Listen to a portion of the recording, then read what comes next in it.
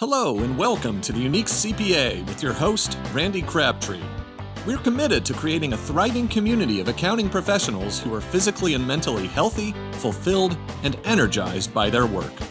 Our ultimate goal is to elevate the reputation of the accounting profession and vastly improve the lives of those in it. The Unique CPA is brought to you by Trimerit, the specialty tax professionals. Today, our guest is Jason Blumer. Jason is partner with the CPA firm of Blumer CPAs. I think I got that right. He'll correct me if I'm wrong. Yes. All right, so I got it right. We got confirmation on it. Jason is also the brains behind, and he'll correct me if I'm wrong there too, Thriveal, which is a community of professionals that will expand on that as we go today. He is also the host of the Thrivecast podcast, which before we started recording, I told him, well, you're the grandfather of accounting podcasts, but because it's been around since 2011. Now, I'm not saying Jason is old because we've already determined that I am older than Jason. But that podcast has been around for quite a long time. And host, you have another Businessology podcast as well? Yeah, that one's been around about 10 years. 11 years, I think. So, yeah. All right. So you've been doing this well. So, and in addition, he speaks, he writes, he's entertains, he just about, song and dance. He does a little bit of everything. Jason, welcome to the Unique CPA. Cool. Well, Randy, I had to hit you up on email to see if I could be on your show. I had to first invite you to my show. You've been on my show, so I had to get on yours too. So I really appreciate you having me, man. Yeah, no, hey, believe me, and I think I told you this when we recorded on yours. I think I started searching you out about 5 years ago. I was going to say stalking, but I technically haven't stalked you. Okay, right. You haven't been to my house. I have not. I mean, not that you know. I mean, right. I don't know. So that one window you have down on the right-hand corner there, where you keep. Oh wait, no. No, I need to close that door, don't I? You should keep that. That privacy is not the greatest. So I have not been to your. As clarification, funny. I have not been there. So I think we're in store for a few laughs today, which will be fun. So fun. All right. So I did a quick intro there. Again, I actually did try to reach out to you about 5 years ago because I saw what you're doing with Thriveal, and I was really interested to see what was going on there. And then when you reached out to me a month ago, I was so excited because I was like, all right, now we can connect. I want to see what's going on. Yes, Before we talk about Thriveal, let's talk about a little bit. Why don't you give us a little more background? But I specifically want to know more about your firm because your firm seems to be doing a lot of things that I love to talk about. Niche, certain pricing policies. I'm guessing you've got a work-life balance plan in place. So give us a little background on Blumer CPAs. Yeah. Well, so Blumer CPAs, my dad started it in 97. And he started it just as a small firm, and he wanted it to stay small. And then I came in 2003 from another firm that I quit because they, I called them a bunch of old fogies, and so I left. And I thought I can run a firm better than you old people, but I couldn't. So turns out I was wrong. So in 2003, I started leading the firm that my dad had started, and he's long since retired. So I've always been an entrepreneur, have started companies, have failed some companies too in my past with other partners and, gone into debt, done wrong things. And so kind of had a similar turnaround in Blumer too. And so my partner, Julie, came in about 10 years ago and we had to turn it around. But, we, at the same time, we were solidly, leaning into a niche with digital agencies all over the U.S. And, about 10 years ago, after reading Ron Baker's book, I was hanging out with him in VeraSage probably 12 years ago. Wow. And just went to some of his, VeraSage events many, many years ago. And just, came to believe that time billing was wrong. We just deleted our time and billing system, turned the keys into the landlord and, got rid of our lease 10 years ago and just everybody went home. And it didn't go as smoothly as I had hoped, but we learned a lot, and we're solidly a virtual firm now. And, we're hiring 4 people, and, people we may not meet until the next retreat. It's just all cool stuff that a lot of firm owners do now. They don't even think about it, but it was stuff scared the crap out of me when I did it. Yeah. And it didn't go well because I didn't know what I was doing. But now I know. But you were a pioneer. You led I it, was trying. and now you educate on it too. I'm assuming you talk about Yeah. these kind of things. And what, you have a handful of conferences. One, what was Yeah. the one through Thriveal? Well, Deeper Weekend or yeah, something? Deeper Weekend is our main conference. We do that the last week of October. And then we do a lot for our Thriveal members. So there's a lot of things that happen privately, which, there's a number of communities around, a number of great communities. And privately, we're in there teaching the members, coaching them. We're going to community groups every month. We have events for them that they'll fly in for. So there's a lot of private related things that my partner and I do Nice. for our members to support them, to help them entrepreneurially. And, a lot of what we're teaching them or telling them are the, mistakes we're making in our own firm and things we're trying. And they just have questions. It's like, well, what happened when you did that? And we're like, here's what we wish we would have known. Right. You're just teaching out of your own experience is kind of what we do now. So you're sharing the knowledge, the Yeah, good and the bad that you've that's learned, it. and let's avoid the bad, and you're going to do That's that. it. Well, let's dig deeper into the firm, because I do want to get into Thriveal, because this is what originally intrigued me. But I want to dig deeper into the firm because you just said a lot of things there. Like 12 years ago, you were already looking at new pricing policies, Yeah. through Ron Baker, which was huge. So literally, timesheets were gone 12 years ago, or when did you start Yeah. that? Yeah, probably a decade ago, we deleted the time and billing system, probably. And so I assume it's evolved over time, or whatever you implemented 12 years ago, you're Oh, still doing today? oh no, no, yeah. It came out of a belief. It's like, all right, tracking time is pretty foolish. It Yeah. really doesn't make a lot of sense. And I didn't know what to do after that, so I just deleted them and tried to figure it out. And I don't remember the journeys we went through, but eventually we had to come to upfront pricing.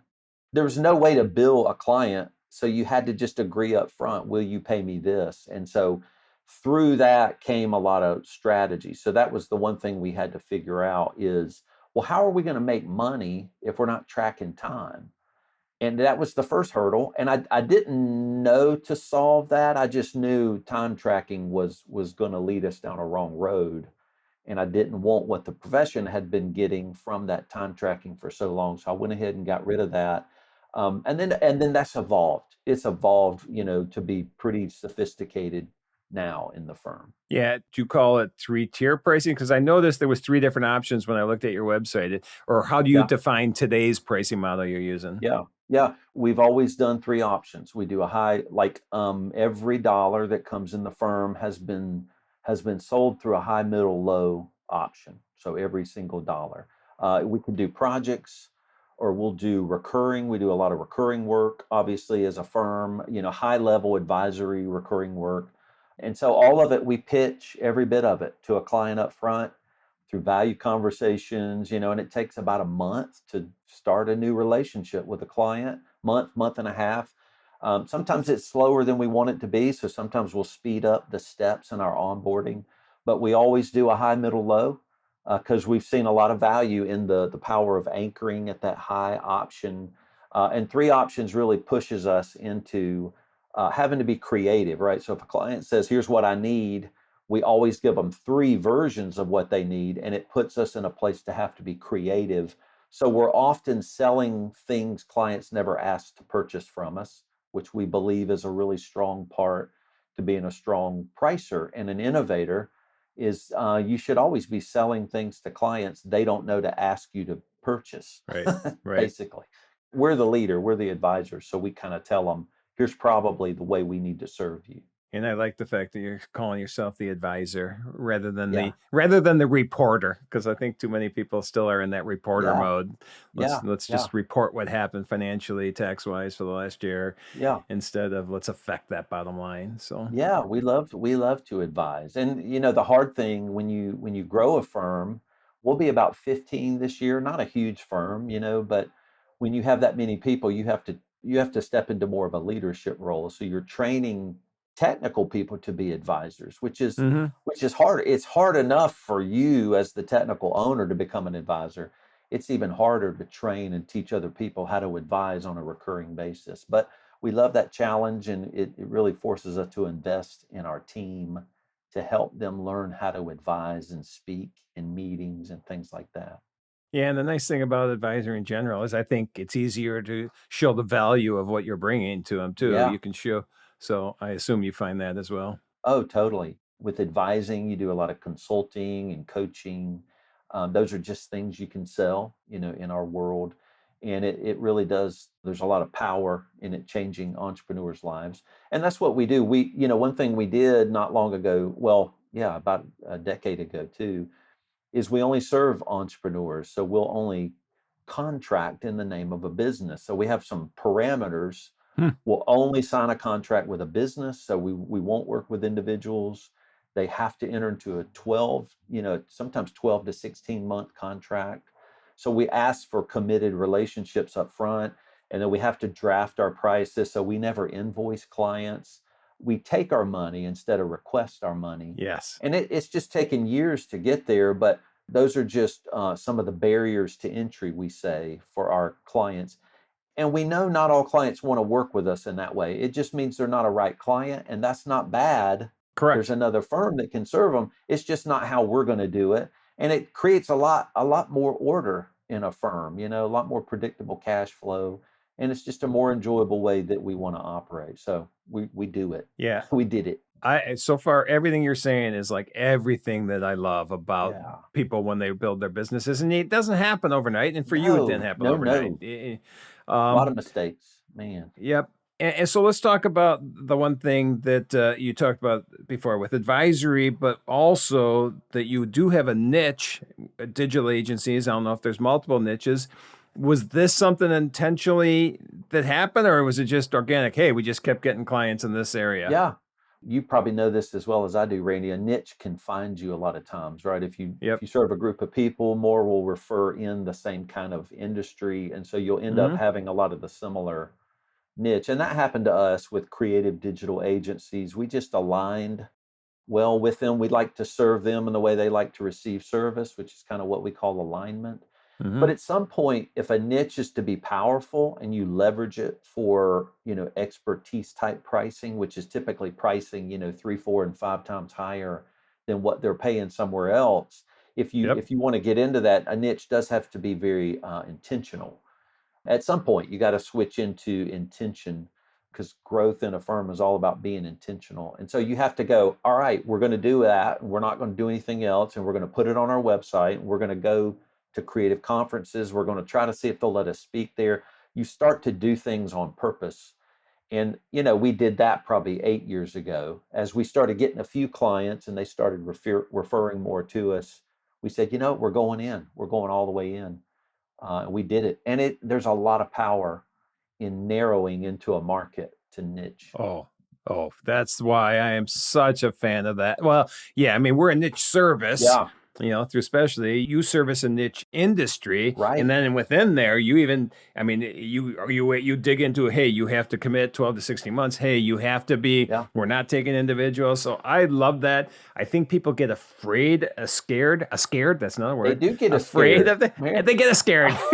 they do get us scared. Because, man, I'm going to turn down a client that wants to pay me X dollars because they're not in my Yeah. niche. I service digital agencies, but this Burger King needs help. And why am I not going to go help this Burger King? Yeah. Well, because one, it's just not the expertise you have Yeah. as a firm. When you're niching, I assume that I'm not going to put words in your mouth, but I will multiple times probably. I'll try not to. But when you have this niche, I mean, and you alluded to it, you just become passionate about that. And Yeah. hopefully it's a niche you're passionate about. In addition, you just get so knowledgeable because you're working with the same type of client. Every client's unique, Yeah. that you get this reputation as, hey, if you want somebody that's going to be on your team to help you grow, to help you be profitable, whatever it is, you got to go to Jason because he's the guy that helps digital Yeah. agencies, or Jason's Yeah. firm, which That's right. I assume you find that. Oh, yeah. Yeah. And so, this long into podcasting, we get a lot of referrals from our podcast. And even the market is somewhat educated on our firm. A lot of them know not to come to us. A lot of them are fearful of coming to us. They know they'll have to pay higher prices. So there's a niching and expertise type representation of yourself to a market, like through a podcast, really sets people up to know they're going to have to pay you more. So they kind of come in the door with an understanding of having to pay you more. But on the other side of that is they demand pretty high service too, which we want. Our firm, our team wants that responsibility. But those are things we didn't realize early on when we started niching, thinking we're bad and we're awesome.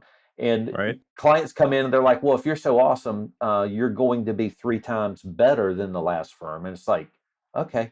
So we had to learn how to do that, not just ask for more money.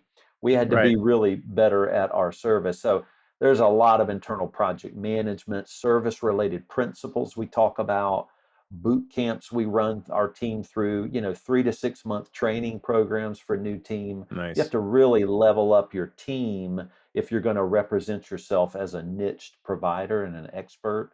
Those go hand in hand. And that's probably stuff we didn't realize. We just niched, started charging more, and the market starts to demand more from you, which they should if they're paying more. Right. And it all makes you better. It does make you a better firm when the market's requiring more from you. So it's awesome. Yep. And when you're concentrating on one area, you can dig so deep, whether it's, there's probably specific tax laws that are going to affect your industry more than others. And now you know them and you're the expert. Yeah. Yeah. I'm a big fan of that. I love it. So, and you mentioned it, your fees can be maybe 3 times, 4 times higher than others. That your clients demand more for these fees too, but they also know you're the expert. Have you found overall by becoming this niche, higher value service, being able to bill more, has that reduced the time? Do you have a better overall firm work-life balance because of that? Or well, yeah, you can define a lot of that. It's, for the firm owners work pretty hard. If you're an entrepreneur, you gotta work pretty hard. Yep. I think a lot of the work-life balance, the things we talk about, is really doing that better for your team. Yep.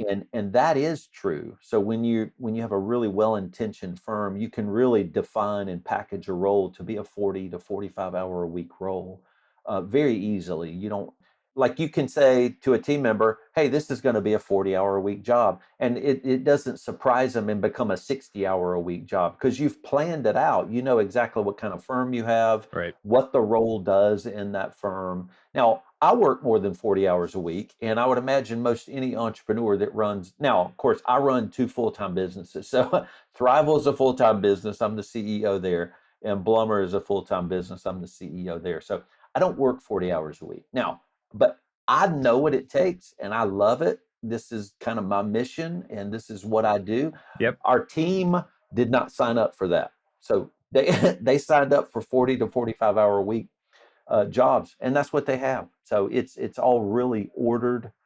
I used to run in a very chaotic way because I was Yep. just a very distracted entrepreneur, lack of focus.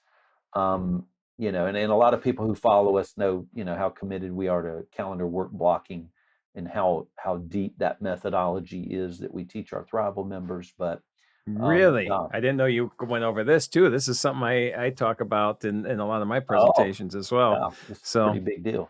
I'm no expert. I just talk based on what I've learned from other people. Yeah. So I'm going to learn more from you today on this, and we'll expand that into my presentations. So now I want to expand, or I want to transition into Thriveal, because we just talked about what you've done, how you built this business, how you've trial and error, learn things along the way, and over time become this niche, become this 3-tier pricing, become this, people know they're not going to come in and work 80 hours a week when they're coming with you. And so now I assume this knowledge that you've gained is one of the reasons that Thriveal came about, because you like, aha, we can do this. Now let's go share this. Well, with others? Not exactly. I wish. Damn it! I wish I was more intentional, man. I wish I had a story. No, the story was really, I was probably on Twitter. Let's see, 2008. Probably, and started meeting a couple of CPAs. Wait, it existed back then? Yeah, I think it did. Yeah. Right. So, it was, and so I was meeting people that were doing different. There was like 3 or 4 CPAs, a handful of CPAs. That's how Jody Padar and I met. We were friends. We've been friends for, good Lord, for so many years. We met on Twitter. We started helping each other with our firms. Oh, wow. and we call each other. Yeah, the radical CPA, that's right? right. Yeah, So Jody, I think probably lives 10 minutes away from me. I'm in the Chicago suburbs, and we have never met. she's in the Chicago suburbs, man. Yeah. But so we were doing this on social media, which was all really brand new, and then we started meeting other people, and then we'd go to conferences, and groups would form of 10 to 12 people. And I'm like, you know what? We need to more formalize a community together. And I launched a community. I created a landing page, put a video out, and the website broke. So many people were coming to the thing. It like shut down for some reason. I can't remember all of that. And just a community formed out of that because I really wanted to be with people I wanted to run a firm with other people running firms. That's what I wanted. I didn't know, I wasn't trying to build a community. It was free. We weren't charging anything. Really? Yeah, I mean, I didn't know. And then we had to find a place to convene online. So I used LinkedIn groups for a while. Then we had to move to a more private platform. Then they started asking for coaching and education and programs. And I'm like, okay, let me go make something up and see if we can do. Listen, I didn't plan any of that. So Thriveal is truly just formed out of its own. Now it's very intentional. It has programs, it has, membership levels. I have a role. There's a bunch of team that do things. And it just like any entrepreneurial endeavor, it forms over time and you get better and you learn more about what do people need. And our whole goal is to serve people, to take care of entrepreneurs that run firms. And that's what we do. We take care of them. So when you say firms, is it all accounting firms or like, okay. Yeah. All right. Perfect. Yeah. Firms all over the US and Canada, mostly the US.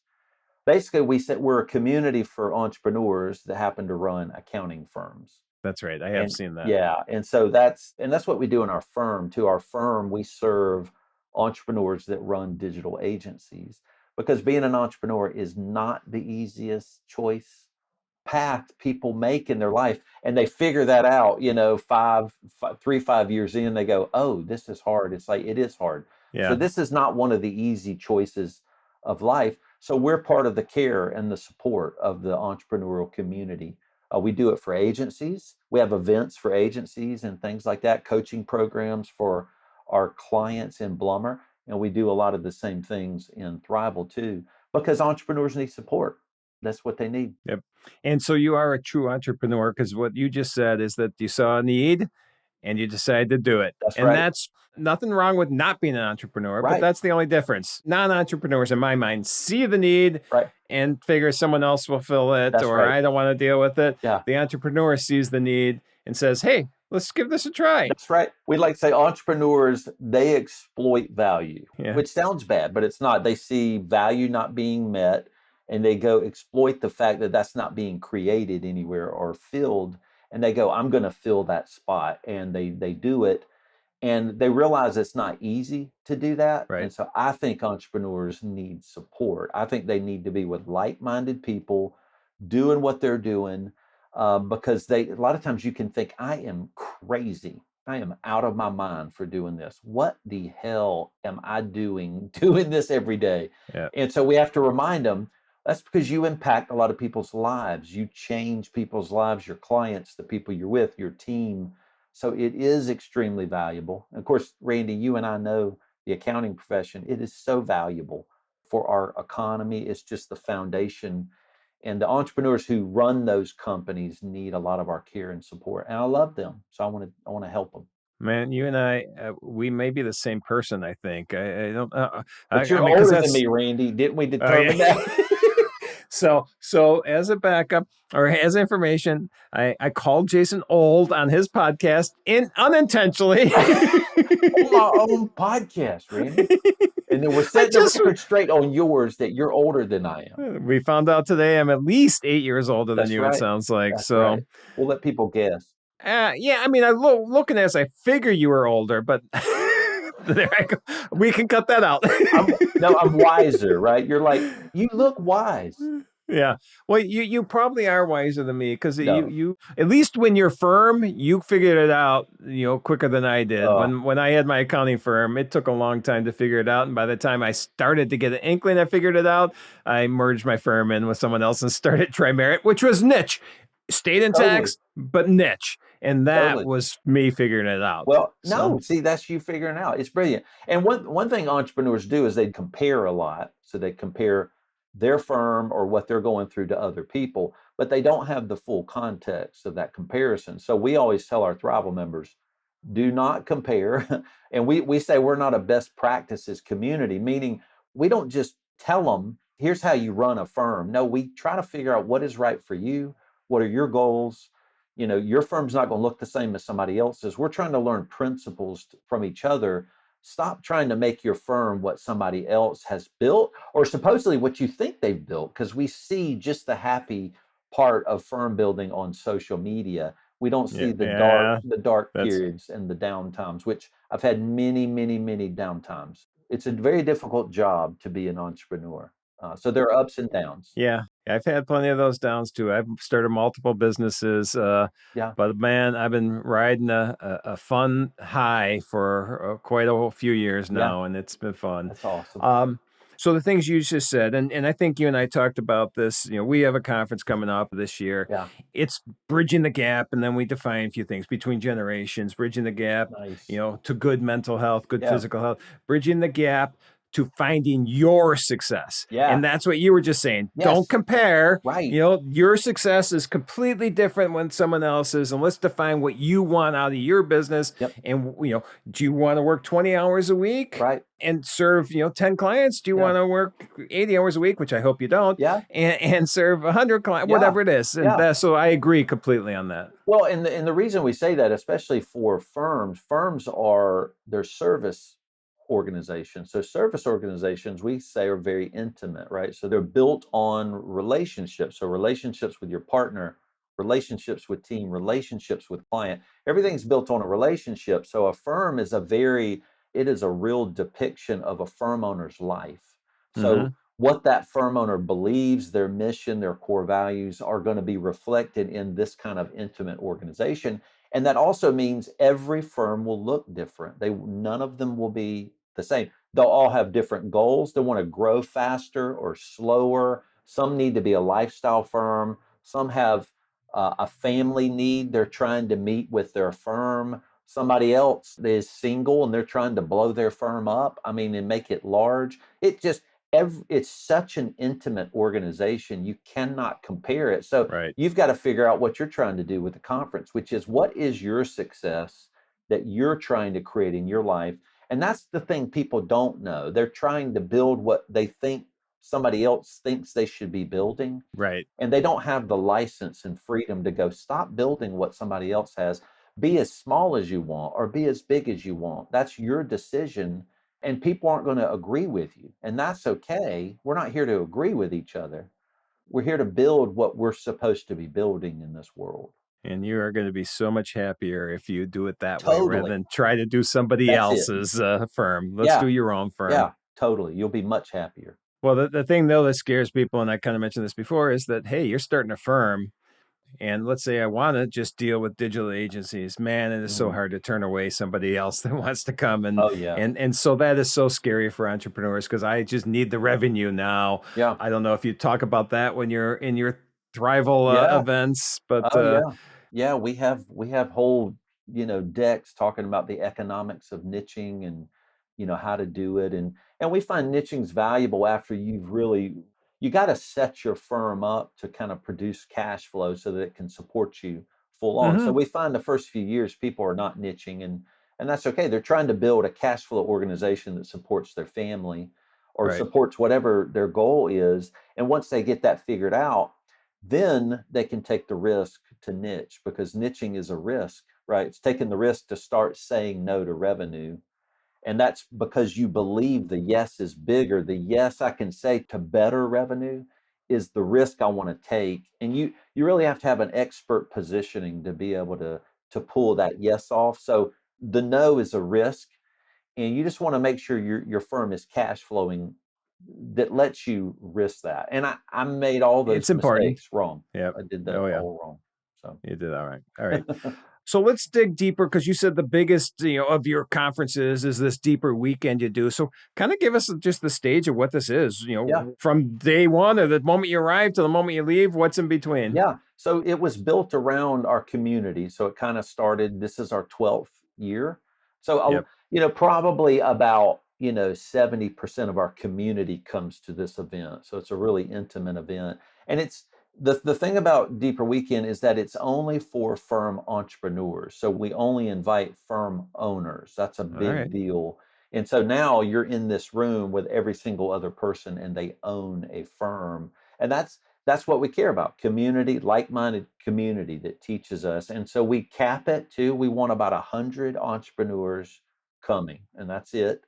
We don't want this to be some 5,000 person conference. It's always been small. And so we do a little teaching, but everybody breaks out and they do a lot of work on their firm together. We'll push them into groups. And then we have just, dinners and parties every night. Not not crazy parties. It's parties for them to be together. Yeah. Just the conversation, that's what they say. That's the best part of the conference. They invest to come and just being in groups with other entrepreneurs that are also doing what they're doing. They learn and grow so much together. So we create a lot of space to do that. A lot of great food, like Greenville, South Carolina is a beautiful downtown area. And so we take them to just amazing venues. They just feel it's just so enjoyable to go to these places. Great food, great drinks, and really they enjoy each other. So that's our goal with a little bit of education sprinkled in there too. So, Right. Education, yeah, but community is huge. huge. Relationship building, huge.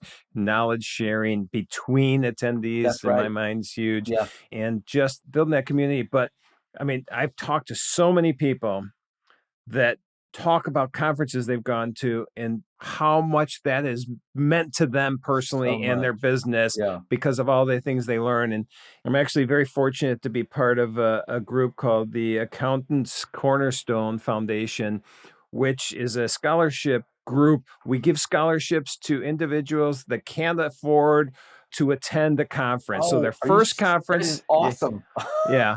This is we That just is so started it awesome. up this year, but it'll allow people that just don't have the means or they work for someone that maybe it's not the entrepreneur themselves, but it's Yeah. somebody that's got that mindset that Yeah. wants to go to a conference. They want to learn more. They want to build these relationships, but they just aren't able to do it financially. So Wow. pretty exciting because these things are so important. Yeah. Thriveal, that's such an important thing for entrepreneurs. And your conference. Yeah. Well, we're hoping it is. That's their goal of it, to create a community of people that can help each other. Yeah. I don't know if I fit the requirement or not, but at some point in time, I would love to come to Deeper Of Weekend. So we're course you going do. Yeah. You're an entrepreneur, Randy. We yeah. invite entrepreneurs to our conference. Yeah, but I don't do anything anymore. I just do this. I just talk now. Other people run the firm. So Yeah, you've been through the ups and downs of entrepreneurship, so you yeah. you know what it takes. So like I would want somebody like you there because I know somebody will run into you and talk to you, and I know what kind of person you are, and you'll encourage that entrepreneur that came. Their life will be changed. They'll go build their firm better because they came and ran into you. That's the stuff we know happens. Yeah. We're doing some of that, but we're running the conference and teaching. And so they're all caring for one another. And that's the beautiful part. It's Yeah. it's the group that is there to serve one That's another. awesome. That is That's awesome. awesome. Yeah. Yep, it is for sure. All Yeah. right. So before I got a couple four things before we wrap up. This is a question that I assume that you've listened to all the episodes of the Unique CPA. So you Oh know yeah. so you know what's coming, Yeah. but you probably don't. But one question I always ask everybody, and I think it goes along with what we're saying, is that there's more to life than your definition of your role in your business. Yeah. There is the things you do outside of work. Yes. There's the passions you have, and Yeah.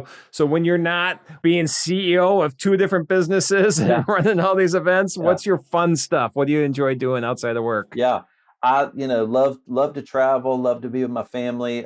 Music is a huge part of my life. So I've been in rock bands for, growing up. Was in the studio, toured a little bit. Really?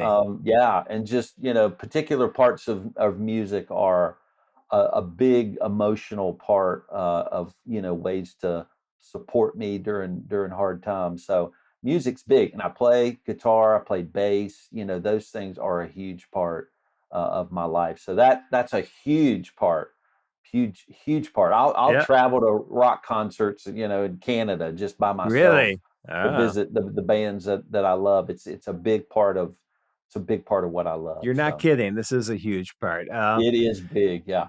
Last question then.